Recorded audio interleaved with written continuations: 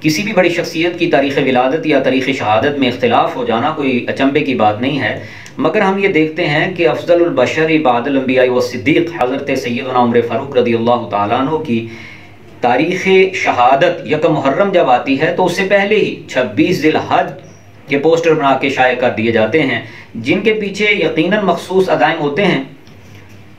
تو آپ کو 26 ذی الحج کو زخمی کیا گیا مسجد نبوی میں، اور اس کے بعد آپ 3 یا 4 راتیں زندہ رہے اور یکم محرم کو آپ کی شہادت ہوئی۔ یہ ہے مستند قول، اور اسد الغابہ فی معرفت الصحابہ جلد 4 صفحہ 166 پہ یہ روایت موجود ہے۔ تاریخ مدینہ دمشق، جسے تاریخ ابن عساکر کہتے ہیں، جلد 44 صفحہ 478 پہ یہ روایت موجود ہے۔ کتاب المحن 4 صدی ہجری کے امام محمد بن احمد تمیم التمیمی صفحہ 66 پہ یہ روایت باسند موجود ہے کہ آپ 26 ذی الحج کو زخمی ہوئے اور اس کے بعد آپ 3 یا 4 راتیں زندہ رہے، اور پھر یکم محرم کو آپ کی شہادت ہوئی اور حجرہ ام المومنین حضرت سیدہ عائشہ صدیقہ رضی اللہ عنہا میں آپ کی تدفین ہوئی۔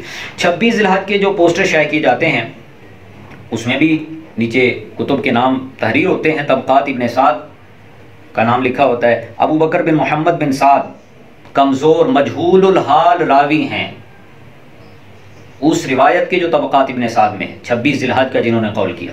اور پھر تاریخ طبری سلیمان بن عبدالعزیز جعفر بن عبد الرحمن یہ دونوں مجہول الحال راوی ہیں، اور عبدالعزیز بن عمران یہ ویسے ہی متروک ہیں۔ تو اس روایت کا جو تاریخ طبری میں ہے 26 ذی الحج کی، یہ اس کی حالت ہے۔ تاریخ ابن خلدون میں تو ویسے ہی 26 ذی الحج کا قول بلا سند ہے۔ تاریخ مسعودی کا حوالہ دیا جاتا ہے، اور وہ علی بن حسین المسعودی رافضی ہیں، وہ ویسے ہی ہمارے لیے حجت نہیں ہے۔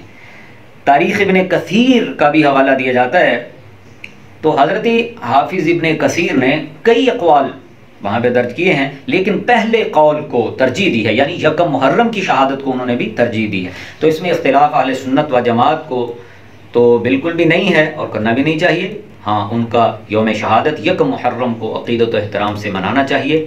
اللہ ان کے فیض سے ہمیں بہرابر فرمائے۔ مفتی صاحب کے چینل کو سبسکرائب کریں۔